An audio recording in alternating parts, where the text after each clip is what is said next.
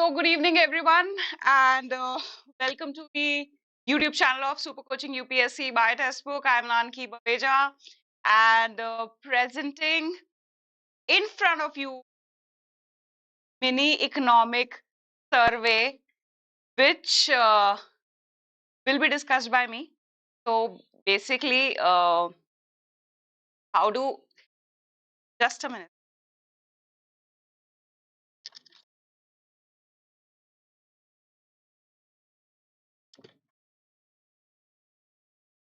Yeah, students, I'm just so sorry for the technical that you have come across. Bear with me a moment.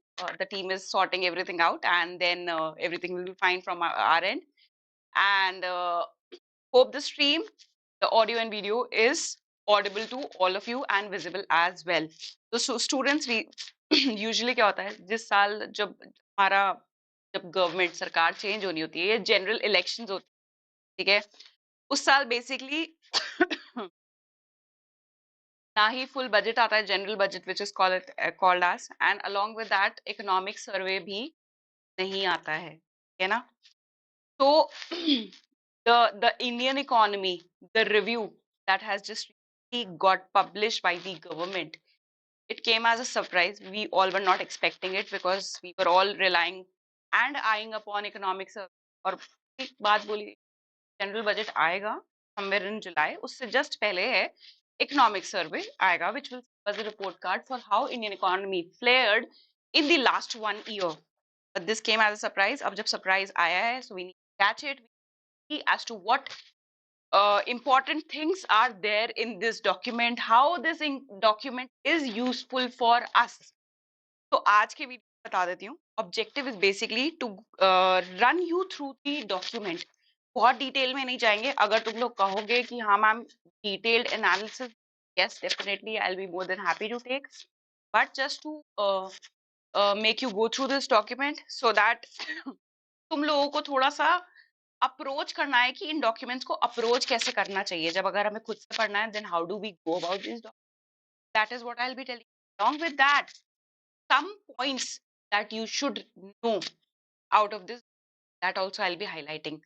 So good evening once again to all the students who have joined the class at this time of the day. I understand कि पूरे दिन पढ़ने के बाद after attending the foundation classes, writing your test series, making your notes, doing the current affairs. इस time एक नए session के साथ आना, बट ठीक है यार, कोई नई चीज आई है, नया सीखने का मिलेगा. We all have to push our limits, and yes, we will push our limits. We'll sail through this exam. So Ashish has already said that कि नहीं मैम प्लीज डिटेल एनालिसिस लेके आइएगा. डेफिनेटली आशीष कि ये जो डॉक्यूमेंट्स होते हैं हमें बहुत सारा फॉर्डर प्रोवाइड करते हैं to supplement our answers for mains. Along with that हमारे trends as Swarnim is asking no pre के पर्सपेक्टिव से बताइएगा मैम. तो प्री के पर्सपेक्टिव से ये yes definitely Swarnim needless to say because prelims is standing on our head. कहीं पे कोई ट्रेंड फॉर्म हो रहा है then definitely that's my duty to highlight that point for you. But that will be the part of the detail analysis स्वर्णिम. अभी एक just go through करेंगे कि क्या क्या चीजें दी गई हैं डॉक्यूमेंट. ठीक है चलिए. तो as you can in economy it's just a review. तो ये समझ लो कि इकोनॉमिक सर्वे का एक मिनिएचर वर्जन जो है गवर्नमेंट ने अभी रिलीज किया है. चलिए. So if we go through the index, I hope this properly with all of you. So if we go through the index, it provides you preface. Along with that, the entire this review, Indian economy review, is divided into two parts. दो parts में divide किया हुआ है basically इसको. अगर मैं मोटी मोटी बात कहूँ, क्योंकि मैंने भी काफी जल्दी जल्दी skim through किया तुम लोगों के लिए. Since अपन 7-7:30 बजे तक तो क्लास में थे, so just got 2 hours to skim the document. So I have to divide the document into two parts. So students, first part of the document, ठीक है कोई बात नहीं साहिरा, जो मैं बोल रही हूँ उसको थोड़ा सा ध्यान से सुनो. ठीक है. तो first part of the document talks about the overview of the Indian economy. ठीक है. And the second part talks about the detailed look at the different government policies to make the India more resilient. ठीक है ना. पहले part में दो parts में divided है. ठीक है. चलो अच्छा जूम करूं. ठीक है ये लो जूम. बेटर थोड़ा सा बेटर हुआ स्क्रीन, ठीक है। तो अगर क्योंकि since I have gone through this document जल्दी जल्दी फॉर ऑल ऑफ यू, तो डॉक्यूमेंट दो पार्ट्स में डिवाइडेड है एज आई सेड। जो फर्स्ट पार्ट है ओवरव्यू, ओवरव्यू दिया हुआ है। ओवरव्यू पता है क्या है? वही जो तुम एनसीईआरटी में करते हो, ठीक है। एनसीईआरटी में क्या चीज है? एनसीईआरटी में याद है 11th स्टैंडर्ड की एनसीईआरटी में रनअप दिया हुआ है कि इंडिया सिंस इंडिपेंडेंस 1947 में इंडिया की क्या हालत थी, देन बाय 1991 कैसे वो ट्रांजिशन करी। तो वो ही स्टोरी फिर से इकोनॉमिक सर्वे नहीं, let's call it as economic review, इसमें भी हाईलाइटेड है। तो first part talks about that, challenges क्या है इंडिया के सामने, ठीक है ना, and what was the track record of overcoming the challenges, ठीक है ना। फिर यहाँ पे ना जब ये चैप्टर एंड हो रहा है स्टूडेंट्स, तो बेसिकली गवर्नमेंट ने बोला कि चैलेंजेस आए, ठीक है ना, बट इंडिया फ्लेयर्ड वेल। ये जितने भी चैलेंजेस इंडिया के सामने आए हैं लास्ट कुछ इयर्स में, कभी ग्लोबल सप्लाई चेन्स के फॉर्म में, कभी यूक्रेन रशिया क्राइसिस, कभी स्प्रेड ऑफ दैट डिजीज, ठीक है ना, India flared out of that. And what were the reasons कि इंडिया इतने अच्छे से उसको पास कर गया? What were the things, what were the policies, what were the decisions that we took that made India more resilient? So all that story about the India's resilience is told in the second chapter. और resilience को भी ना actually 4 parts में divide किया हुआ है। अभी धीरे धीरे बताती जाती हूँ। Okay. So if we see more about it, is it better? कुछ ऐसा दिखता कि क्या नाम लिखे हुए हैं, क्या चीजें। अगर आप देखोगे स्टार्टिंग में इंडिया की ग्रोथ स्टोरी बताई हुई, which I will be definitely discussing with all of you. Then 2014 से 24 की क्या ट्रैजेक्टरी रही है उसके बारे में, क्या ड्राइवर्स रहे हैं, what led to the growth of India, बीच में चैलेंजेस, हर्डल्स, रोड ब्लॉक्स क्या है, and the track record of overcoming challenges. Now starts the important point student. ये देखो, जो मैंने बोला था ना पॉलिसीज लिए, पॉलिसी की डिसीजंस लिए हैं के बारे में, तो वो जो की डिसीजंस लिए हैं ना स्टूडेंट्स, ध्यान से सुनना as to what I am saying. जो की डिसीजंस लिए, पॉलिसीज बनाई गवर्नमेंट ने, that could be divided in 4 broad blocks. I will not call it as sectors. कि 4 sectors. 4 sectors is not the right way how we define it. It is the 4 blocks across which those policies are spread. The first block is the domestic economy. ठीक है, फिर domestic economy में क्या factors थे, ठीक है ना। Then safeguarding the macroeconomic stability. इसमें मैक्रो इकोनॉमिक स्टेबिलिटी को मेजर करने का तरीका इन्फ्लेशन, इन्फ्लेशन के ट्रेंड्स के ऊपर बात करी गई है, ठीक है। Then is human resource. तो दिस चैप्टर जब मैं डिटेल एनालिसिस भी लेके आऊंगी, and probably I would really want कि जब एक बार ये अपन सेशन खत्म कर ले तो जस्ट स्किम थ्रू। मैं नहीं कहूंगी पूरी रात बैठ के एक एक वर्ड पढ़ो, हाईलाइट करो, नहीं नहीं, वो उसके लिए मैं हूं तुम्हारे लिए मेहनत करने के लिए। You just have to make sure you are attending the session. जो ह्यूमन रिसोर्स ब्लॉक दे रखा है, इतनी फाइन डिटेल्स दे रखी है with respect to what initiatives the government has taken in the last few years to improve upon the social aspect, social growth, inclusive growth, improving the labor force participation, especially focusing on women empowerment. ये बहुत details है यहाँ पे tackle किया। Last block for this is talking about India's external sector, because external sector has to be really resilient. अगर India की macroeconomic stability, the factors like macroeconomic like GDP, inflation, fiscal deficit, current account deficit, which is the part of external sector, ये इसको maintain करना है, the external sector has to be resilient. ठीक है, उसके बारे में काफी चीजें, कुछ ट्रेंड्स आए हुए बीच में, and then climate action. Climate action के बारे में क्यों बात करी गई ये भी मैं आपको बताऊंगी बीच में। And last is the outlook की एंड में what is the take of the government with respect to India's future बारे में भी बात करी है। ठीक है जी, चलिए बहुत बढ़िया।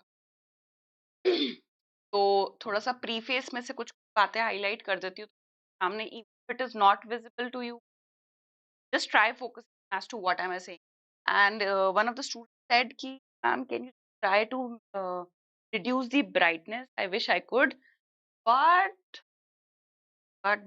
let me check if I can do. Want me to reduce the screen's brightness? Yes. You have to give some time.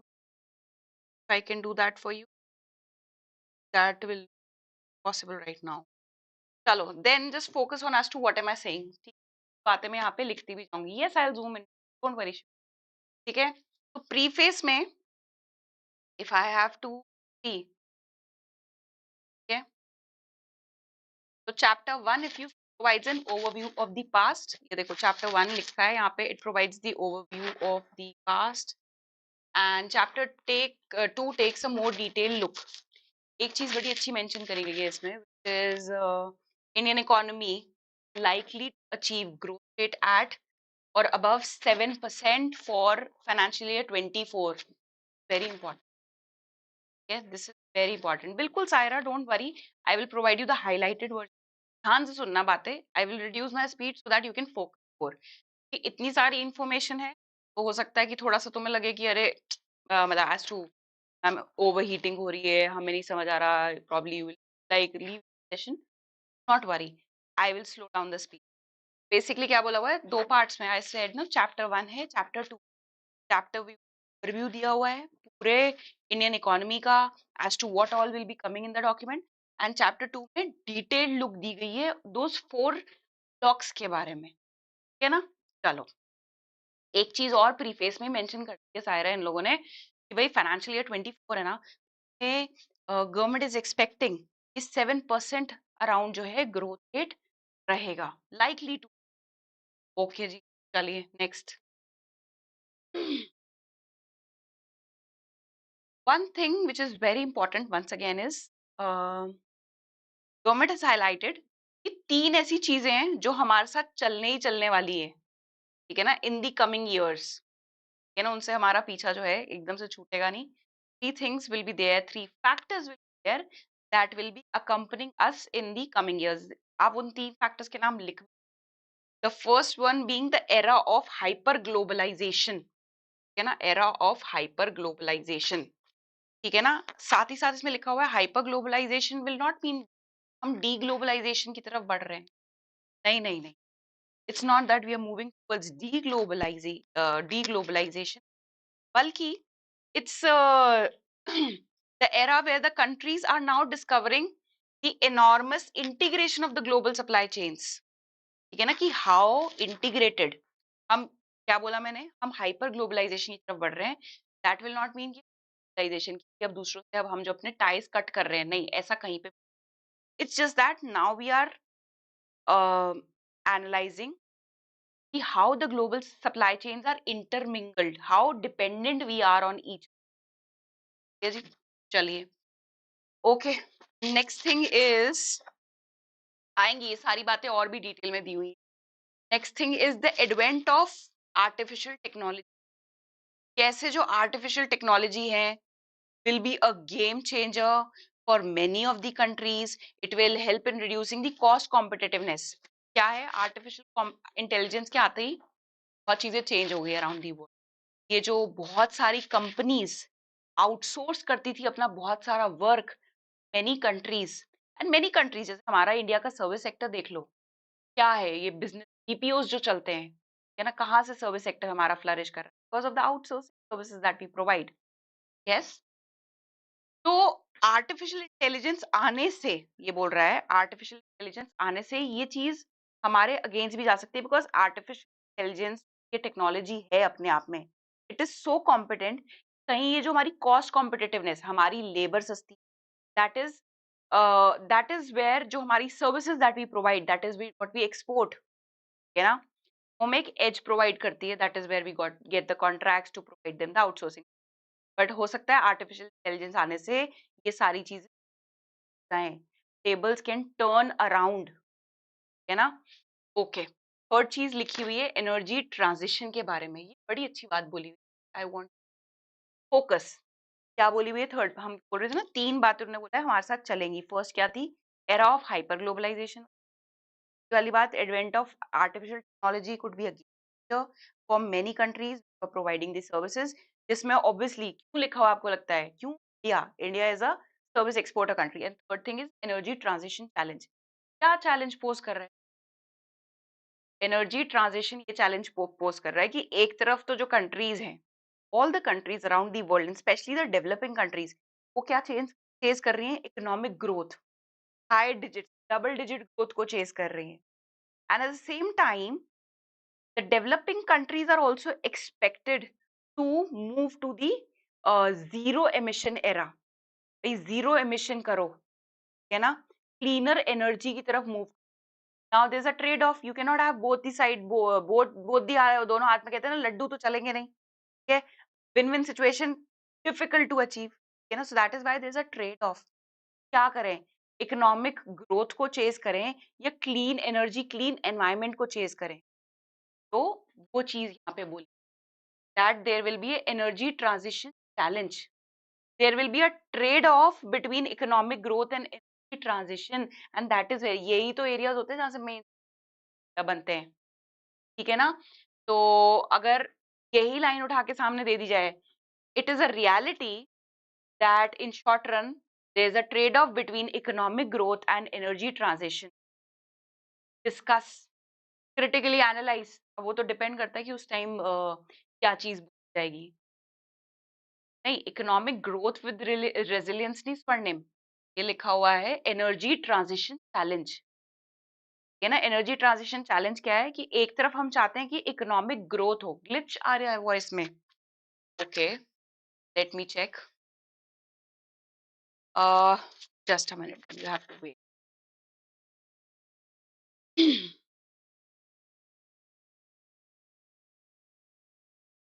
I have to, what kind of issue coming, can anyone just explain me? थोड़ा सा मुझे बता सकते हो? Voice एको कर रहा है,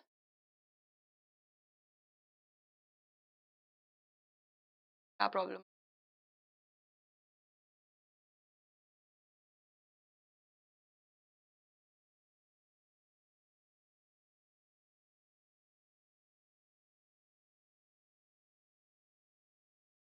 it's fine. अच्छा, इट ब्रेक्स सम टाइम, चलो विल टेक केयर। हाँ, तो स्वर्णिम third was energy transition challenge. Energy transition challenge का मतलब मैंने बोला ना कि भाई एक तरफ मैं चेज कर रही हूँ डबल डिजिट इकोनॉमिक ग्रोथ को, या तो मैं एक, मेरी कंट्री ग्रो कर सकती है, या मैं क्लीन एनर्जी की तरफ ट्रांजिशन कर सकती हूँ। मैं दोनों चीजें एक साथ साइमल्टेनियसली पैरेलली करना इज इम्पॉसिबल और डिफिकल्ट फॉर एनी कंट्री। अब बात समझ आई? ठीक है, चलिए। देन अच्छा, जब ये डॉक्यूमेंट तुम लोग पढ़ोगे, do you have this document by any chance? तुम्हारे सामने खुला हुआ है? You want me to share the document with you?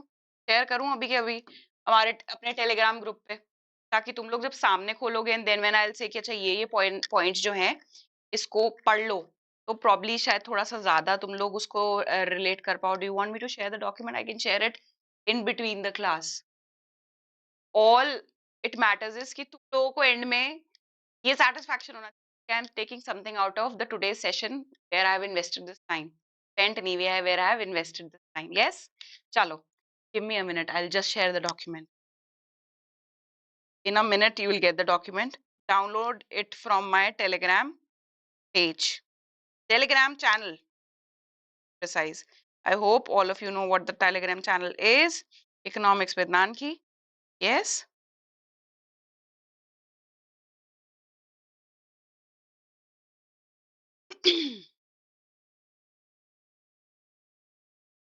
Here you go, shared already on the Telegram channel Economics with Nanki. The document is shared. जल्दी से उसे खोल लो and page number मैं बता देती हूँ कौन से पेज नंबर पे आना है।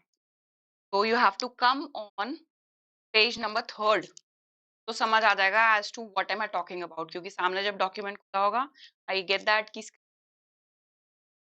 थोड़ा सा नहीं, आई गेट दैट बहुत ज्यादा, बट उसके बाद काफी problem solve. Quickly just download the document so that for you to page is third, ठीक है, खोलो जल्दी से। Are you able to download?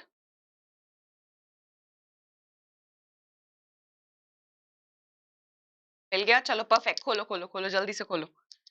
Preface के बाद वाला नेक्स्ट पेज, प्रीफेस के जस्ट नेक्स्ट वाला पेज, एंड उस पे आ जाओ। ये देखो, में एक चीज और मेंशन है, Indian economy is better place than ever to take on 3 challenges। 3 challenges है इंडियन इकोनॉमी के सामने, और वो 3 challenges क्या हैं? 3 challenges जो अभी थोड़ी सी देर में अपन देख क्या आएंगे।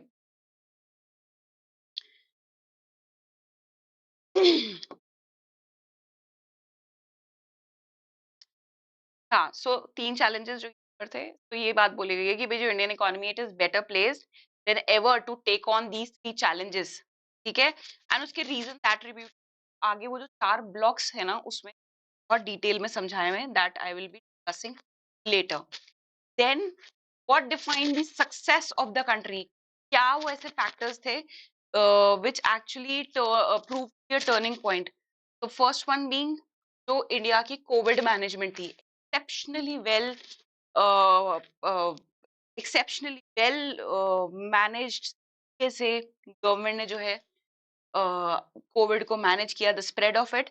And the last is the debt management of the at reasonable prices despite the crude oil prices shooting up।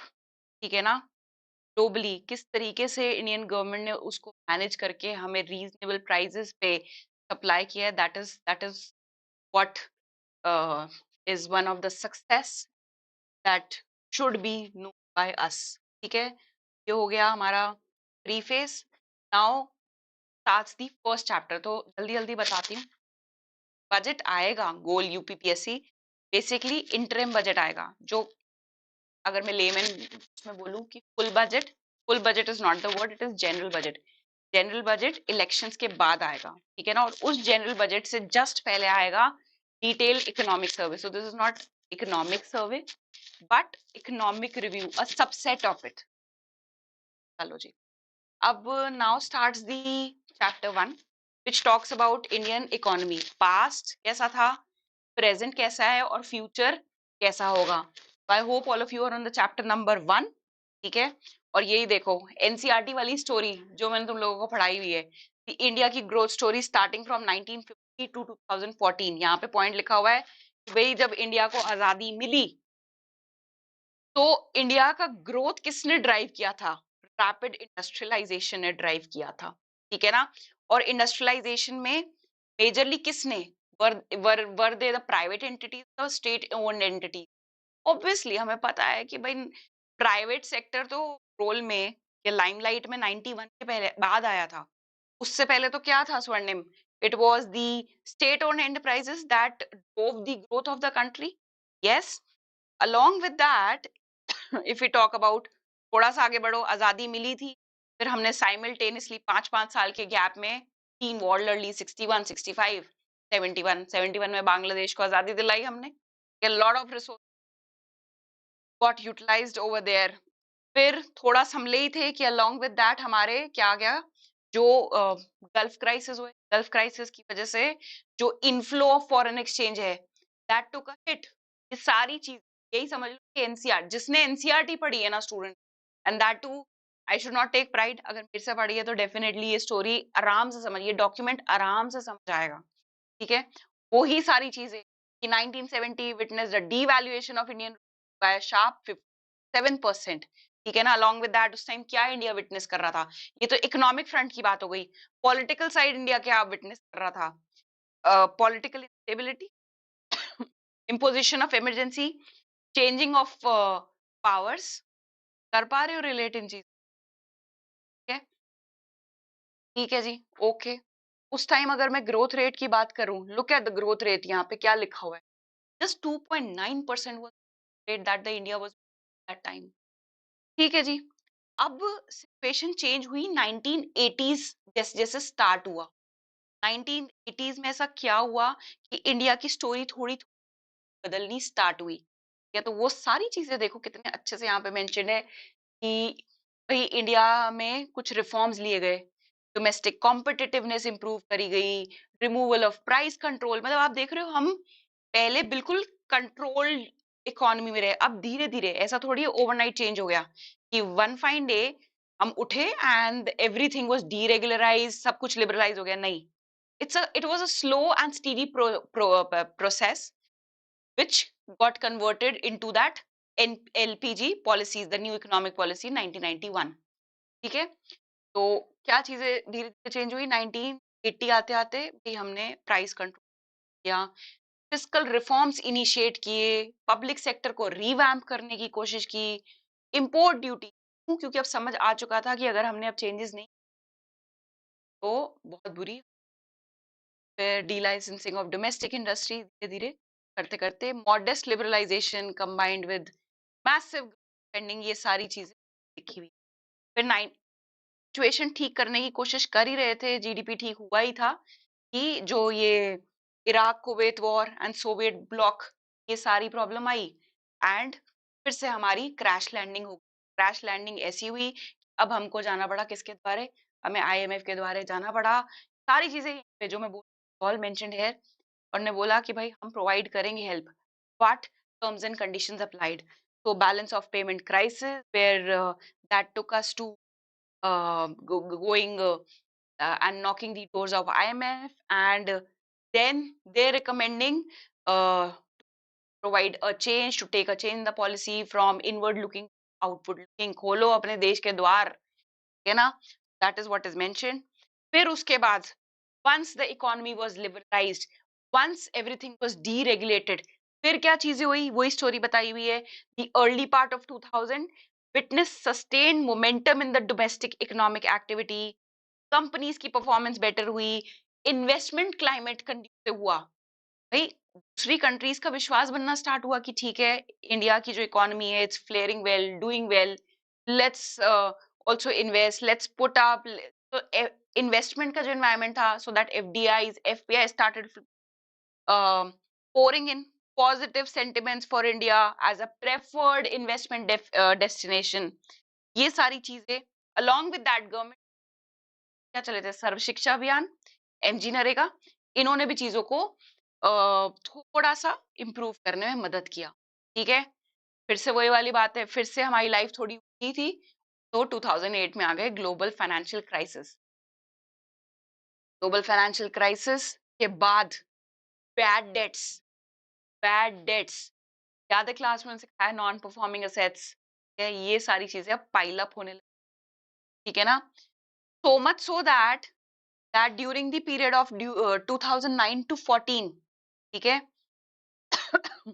NPS inflated and government ने भी जो पॉलिसी ली, हाई फिस्कल पे काम करने की, there was loose monetary policy and that led to the problem of twin deficit. ये twin deficit फिर से याद कर लेना, अगर इकोनॉमिक रिव्यू में twin deficit आ गया तो एक बार पीछे जाके स्टार्टिंग पोर्शन रिवाइज कर लेना.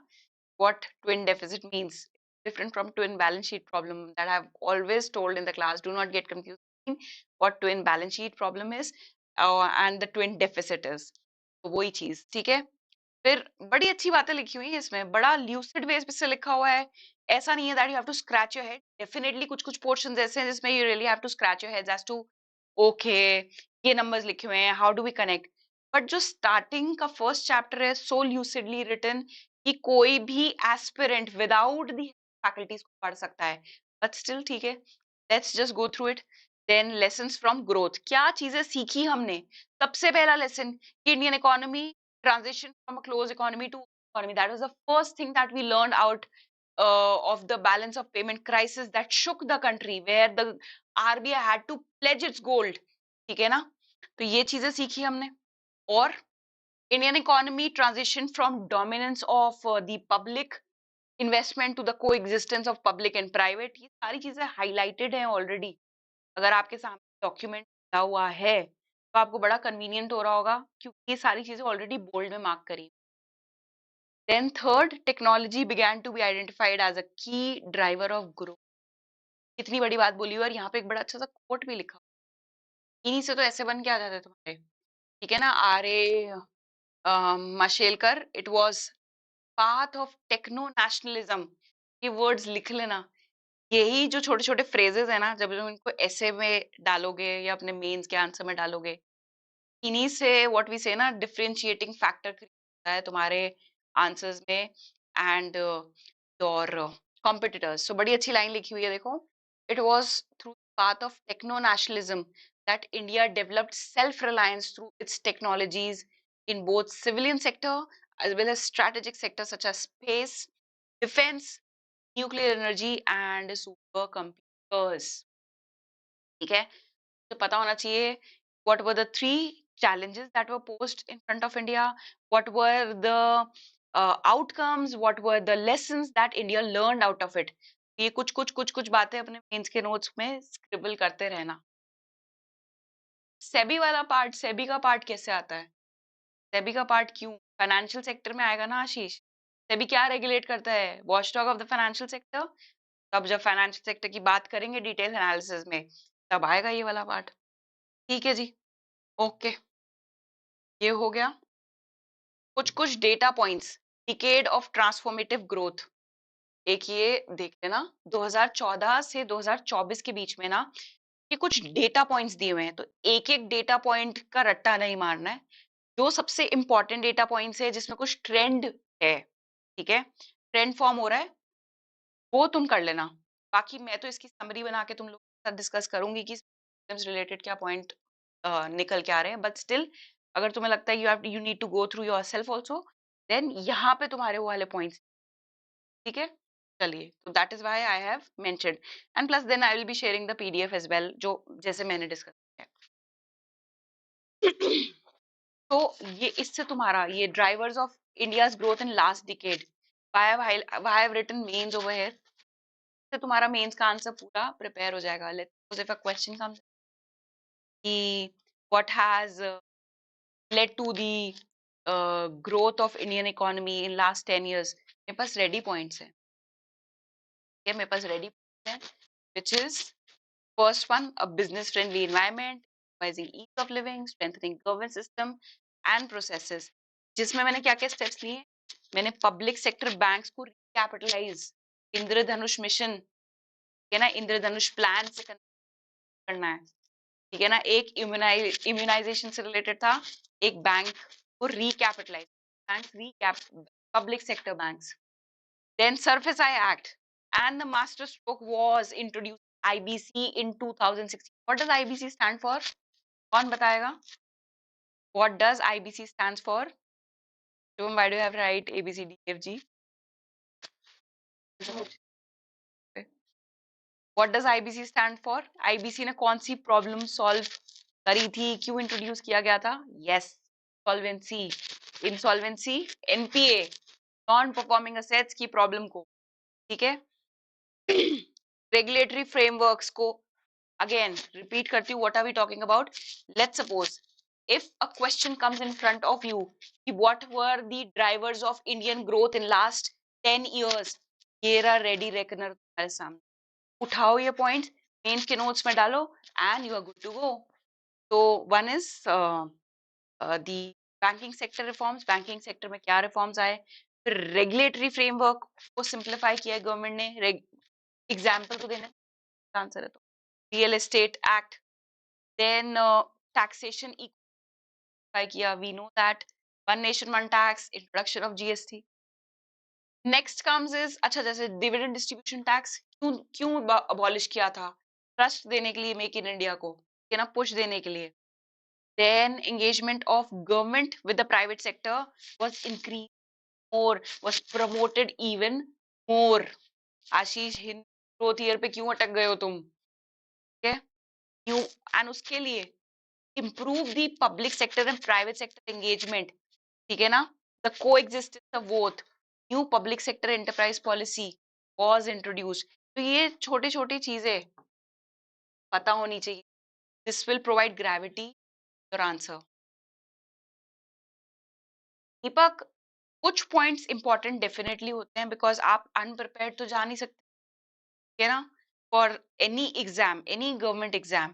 ठीक है, तो जो जो इंपॉर्टेंट पॉइंट्स है समरी सुनते जाओ. Decriminalizing minor economic offences under Companies Act. Then MSME की डेफिनेशन याद है? MSME की डेफिनेशन चेंज करी थी. पहले अलग सर्विस सेक्टर एंड मैन्युफैक्चरिंग के लिए अलग होता था, now it is same. Asset, जो इन्वेस्टमेंट इन असेट, टर्नओवर, ये सारी चीजें इंप्रूव करी. ये सारी चीजें गवर्नमेंट ने लार्ज स्केल पब्लिक स्पेंडिंग करी to address the infrastructure and logistic bottlenecks. ये देखो यहाँ पे लिखा है कैपिटल एक्सपेंडिचर कितना इंप्रूव हुआ, 2.8% of GDP in the fiscal year 2014 to 4.5। ये समथिंग टू नोट। 0.8% इन 2014 था हमारा capital expenditure, that got improve 4.5%। 4.5% 2020। ठीक है, ये नंबर मुझे पता होना चाहिए। Can't go to exam without knowing this number. Then obviously digitization बढ़ाया, यूज ऑफ डिजिटल प्लेटफॉर्म्स हमने बहुत ज्यादा प्रमोट किया, डिजिटल इंफ्रास्ट्रक्चर को बहुत ज्यादा पुश दिया, because that will provide us connectivity, last mile connectivity, that is what is said. जो ये जितनी भी गवर्नमेंट की स्कीम्स चल रही हैं, direct benefit transfer, all of this happening because of the creation of digital public infrastructure. And last but not the least, growth policies. चलिए आगे चलें। What were the challenges that were post in front of India? ठीक है, yes अभिषेक, बहुत सारी और भी slides visible. तभी मैंने बोला था अभिषेक ध्यान दो कि मैं क्या बातें बोल रही हूँ क्लास में, ठीक है ना, बिकॉज थोड़ा सा इशू आ रहा है lighting.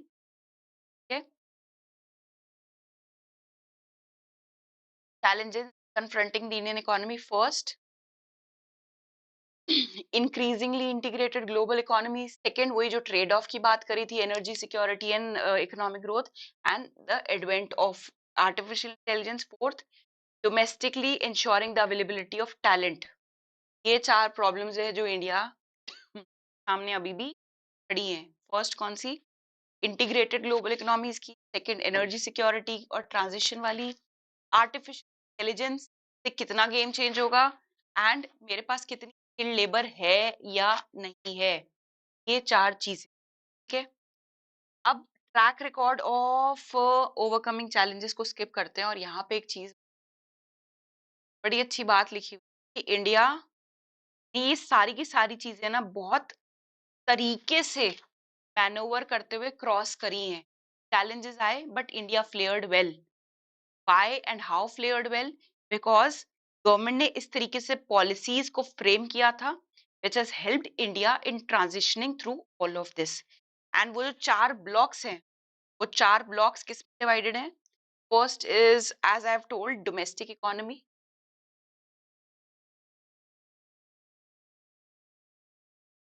As I have told, domestic economy.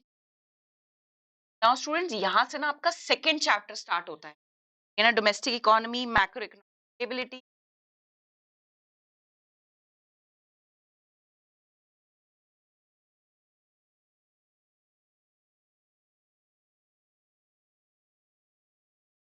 Human resource,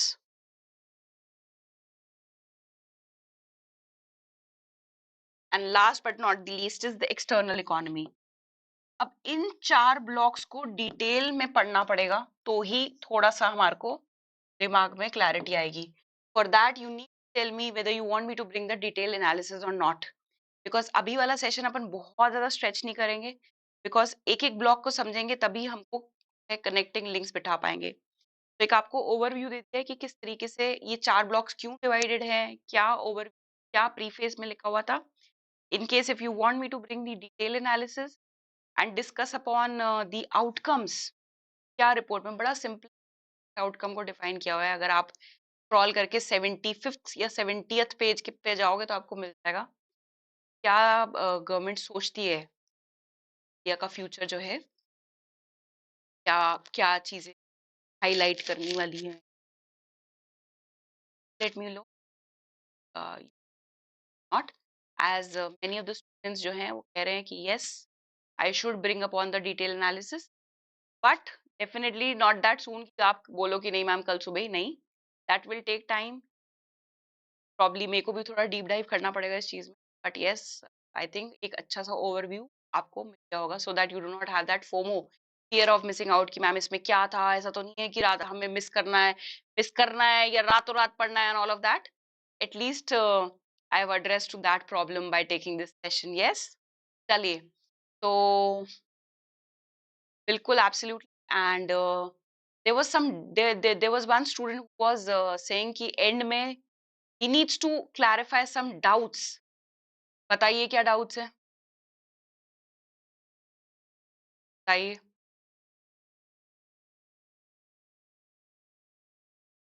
बताइए. बताइए. And if there is no doubt, then yes, wrap up the session that we can meet session. And as promised, मैंने तुम लोगों को Saturday की class में promise किया था. Now that I'll be more active on YouTube, and definitely will be bringing on more series to help you sail through your prelims exam for sure. Working professional strategy, ठीक है वामसी, बिल्कुल बिल्कुल done.